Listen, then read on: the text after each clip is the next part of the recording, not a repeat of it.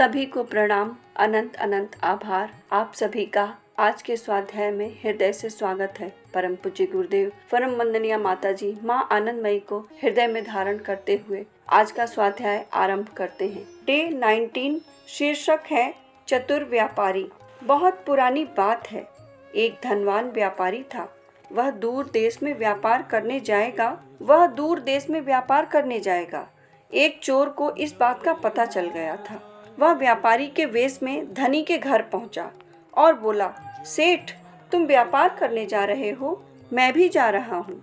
सोचा, इतना धन रत्न लेकर अकेले जाना ठीक नहीं होगा। तुम भी व्यापार करने जा रहे हो, सुनकर तुम्हारे पास आ गया। दोनों एक साथ जाएंगे, यह सुरक्षित भी रहेगा। चोर की बातचीत और तौर तरीके देखकर सेठ के मन में शंका हुई। उसने अपनी भावना को मन में ही रखा और चोर के कहने के अनुसार साथ चलने को राजी हो गया। सेठ ने एक थैले में मूल्यवान हीरे मोती और उनकी भली भांति गिनती कर ली और वे रख लिए। फिर चोर के साथ चल पड़ा दूर देश के लिए। चोर रास्ता चलता था पर उसका ध्यान उस थैले की तरफ रहता था। उसकी एक चिंता थी कि कब मौका मिले और वह थैली लेकर भाग निकले। दिन भर दोनों चलते रहे। जब सांझ हो आई तब रात बिताने के लिए वे एक धर्मशाला में ठहरे। वहां खाना पीना करके अपना अपना बिछौना बिछाकर दोनों लेट गए। किसी से कुछ लेना हो तो छल से कैसे लेते हैं, ये इस कहानी का भाव है। पर वह व्यापारी जो था वह भी सब कुछ जान रहा था कि यह चोर है और फिर भी उसके साथ चल रहा था। तो वह कितना बुद्धिमान था और कैसे उसने अपने धन को बचाया या क्या हुआ, आइए आगे देखते हैं। सेठ को तो लेटते ही नींद आ गई, पर चोर की आंखों में तो नींद ही नहीं आई। उसे नींद क्यों आ रही थी, यह तो समझ ही गए होंगे। वह कैसे सो सकता है? उसे नींद क्यों नहीं आ रही थी, चोर को नींद क्यों नहीं आ रही थी, यह तो हम सबको समझ में आ ही रहा है, क्योंकि वह उसके सारे जवाहरात हीरे मोती सब लेना चाह रहा था। इस वजह से वह मौके की तलाश कर रहा था। वह कैसे सो सकता है? उसका मन हीरे मोती की थैली में पड़ा था। वह केवल यही सोच रहा है कि यह थैली कैसे हाथ लगे। सोचते सोचते वह उठ पड़ा। उसने अच्छी तरह देखा कि सेठ गहरी नींद में सो रहा था। चोर ने सोचा, और देरी नहीं करनी चाहिए। थैली लेकर 9-2-11 होने का यह अच्छा मौका है। जैसी सोच वैसा काम। अब उसने देखा कि सेठ तो बहुत गहरी नींद में सो गए हैं, और फटाफट हम अपना कार्य कर लें, जिस कार्य के लिए हम आए हैं। वह थैली ढूंढने लगा, कहाँ रखी होगी थैली, यहाँ वहाँ वह ढूंढने लगा, पर कहीं भी थैली का पता नहीं चला। सारी रात उसने ढूंढा पर पता नहीं चला। इधर भोर होने लगी। बेचारा चोर निराश होकर लेट गया और सोचने लगा, इतनी दूर आना व्यर्थ हो गया। देखते ही देखते भोर हो गई, सूर्योदय हो गया। सेठ उठकर हाथ मुंह धोकर आगे की यात्रा की तैयारी करने लगा। चोर क्या करता, उसे भी उठकर तैयार होना पड़ा। सेठ और चोर दोनों यात्रा के लिए तैयार हुए। सेठ ने थैली खोलकर हीरे मोती ठीक से गिनकर रख लिए। सब ठीक थे। अपनी आगे की यात्रा के लिए वे चल पड़े। इतना संभाल के रखा था व्यापारी ने कि उसने अपनी हीरे मोती सब अच्छे से फिर से गिन के रख लिए। अब वे चलने लगे।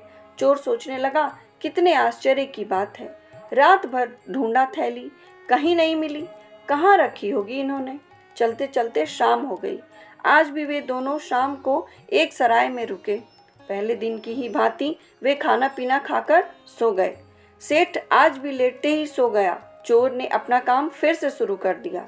रात भर वह सेठ के कपड़े, बिस्तर, सभी चीज एक एक करके ढूंढने लगा, पर उस थैली का नामो निशान तक नहीं मिला।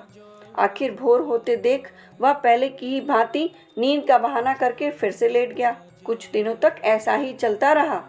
थोड़े दिन में वे अपने गंतव्य स्थल तक पहुंच गए। चोर रोज अपना काम कर रहा था, फिर भी वह अपना उद्देश्य पूरा नहीं कर पा रहा था।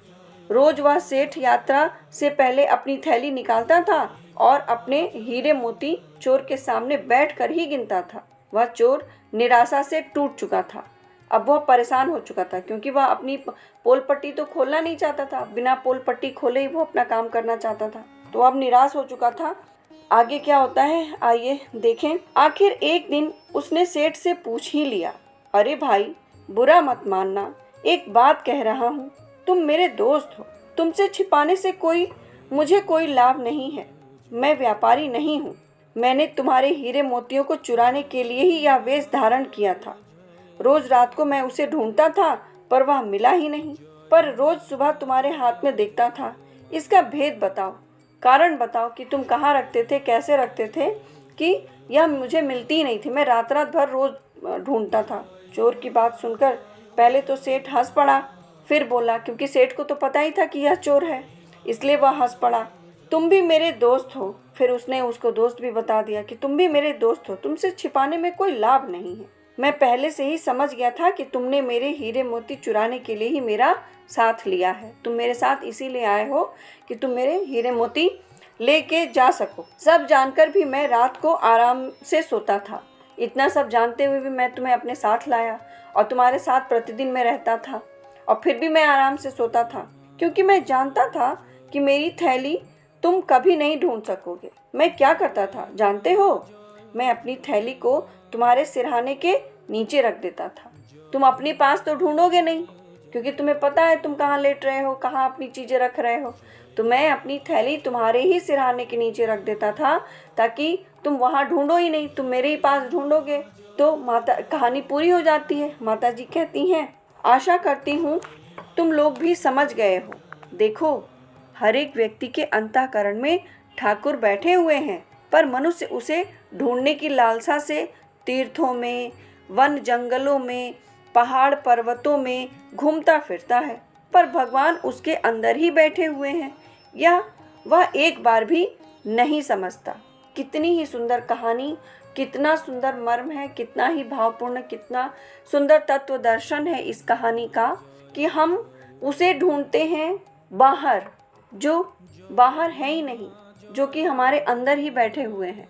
हमारे इष्ट, हमारे भगवान, हमारे सद्गुरु, हम जिसे भी मानते हो, जिसके प्रति भी हमारी श्रद्धा हो, हम उन्हें मंदिरों में, तीर्थों में और कहाँ कहाँ वनों में, जंगलों में कहाँ कहाँ ढूंढते फिरते हैं, पर वह हमारे हृदय के अंदर ही बैठे हैं। हम वहाँ झांकने की कोशिश भी नहीं कर पाते। तो इतने सुंदर कहानी का और इसके मर्म को, इसके तत्व दर्शन को हम अपने जीवन में अपनाएं और सच में अपने अंदर झांक कर देखें कि कहाँ बैठा हुआ है वह भगवान।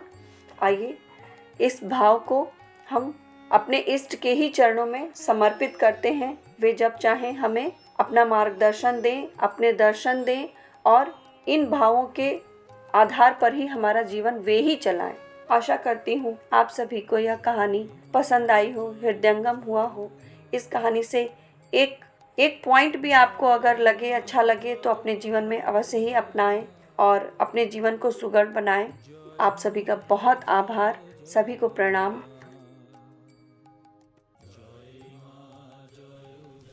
हमारे YouTube चैनल को सब्सक्राइब कीजिए और बेल आइकन पर क्लिक कीजिए, ताकि आने वाली सभी वीडियो की नोटिफिकेशन आपको मिलती रहे। आप सभी को बहुत बहुत थैंक यू।